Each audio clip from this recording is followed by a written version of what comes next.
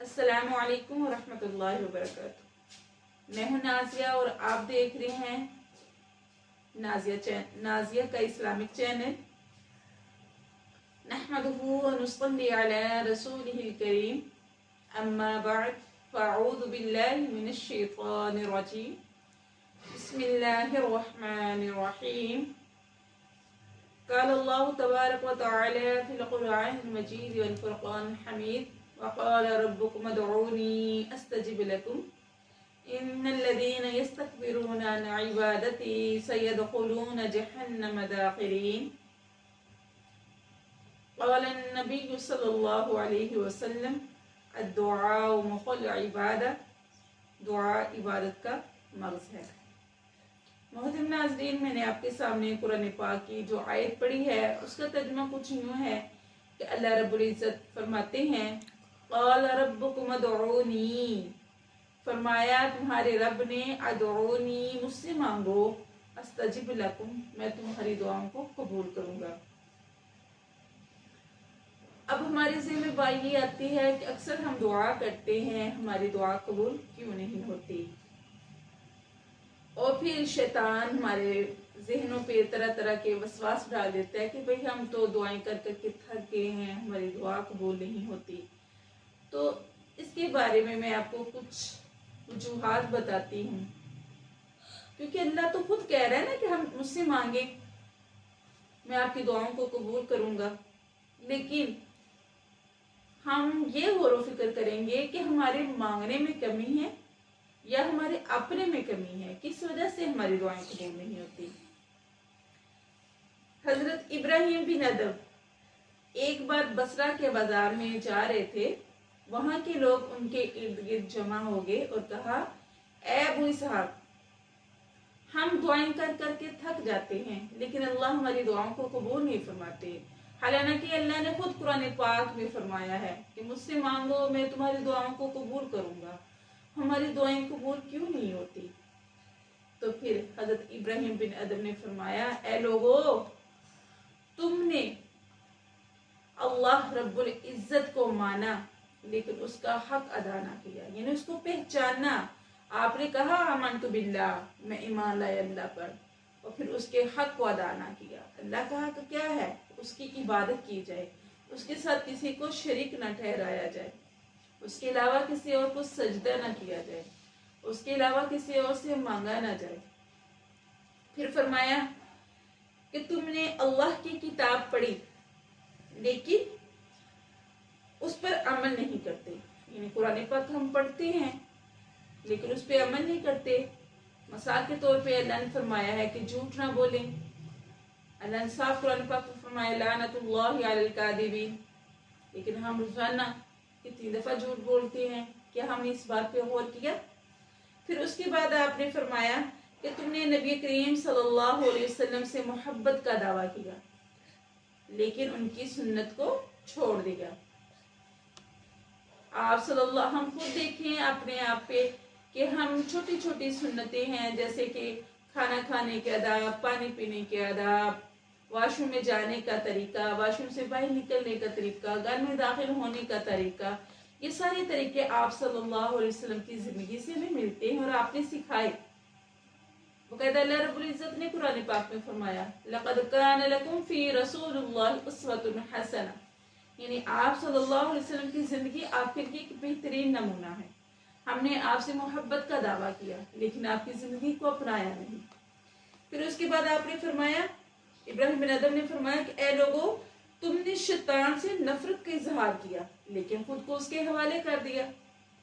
जब से इंसान पैदा हुआ अल्लाह ने फरमा दिया कि शैतान तुम्हारा दुश्मन है, लेकिन दुश्मन का हमें पता है, उससे हम नफरत भी करते हैं लेकिन उसके कामों को हम अपनाते हैं। हम झूठ बोलते हैं, हम धोखाबाजी करते हैं, हम तरह तरह के खराफात करते हैं जिससे हमारे अल्लाह ने मना फरमाया। उसके बाद फिर फरमाया कि तुमने जन्नत से मोहब्बत का इजहार तो करते हो, जन्नत में जाने की ख्वाहिश तो करते हो, लेकिन उसकी तैयारी नहीं करते हो। हर एक मुसलमान की ख्वाहिश है कि भाई मैं जन्नत में जाऊं, और हम अपनी दुआ में भी यही कहते हैं, या अल्लाह हमें जन्नत फिरदौस में जगह देना।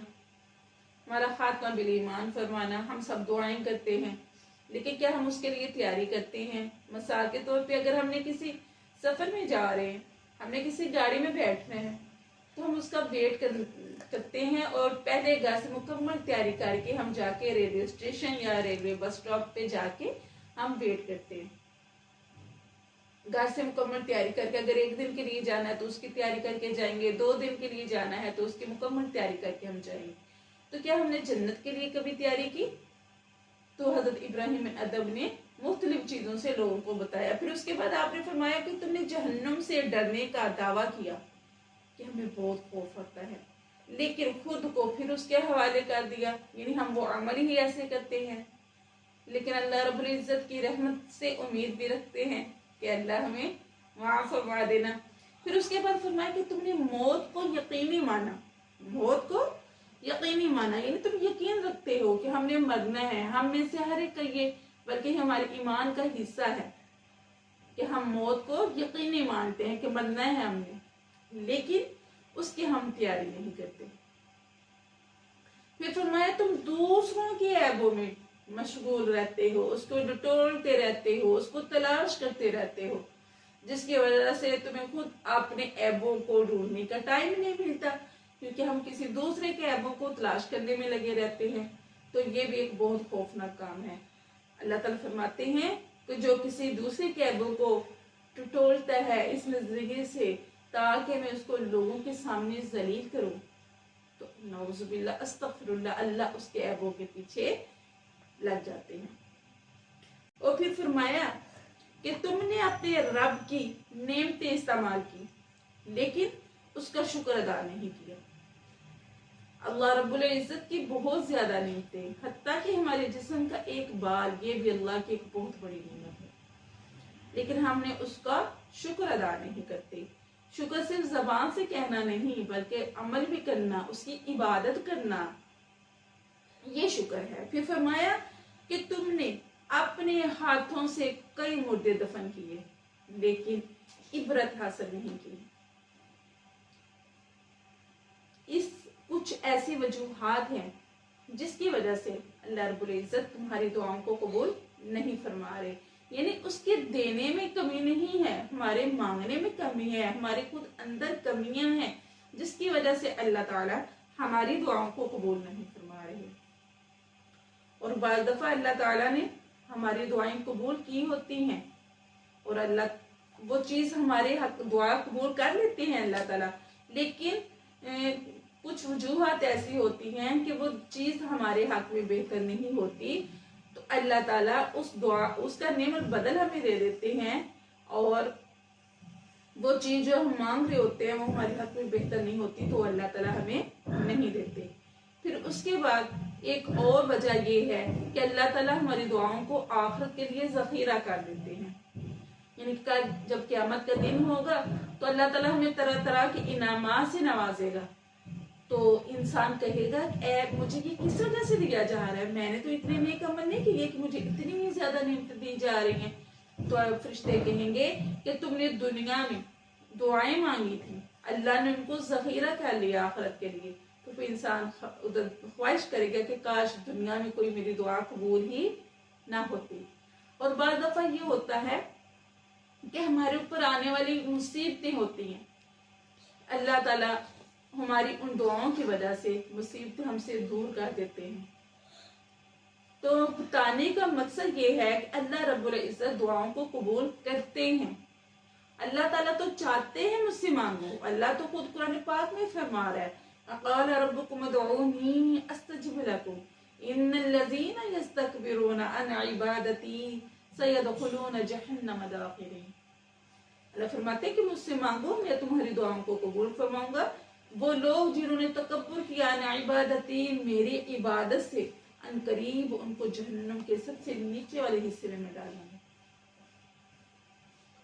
आई होप आपको मेरी ये सब बातें पसंद आई होंगी और आपको मेरा ये अंदाज भी पसंद आया होगा। माशाल्लाह मुझे बहुत अच्छा लगा, आप सब बहन भाइयों ने मुझे बहुत प्यार दिया।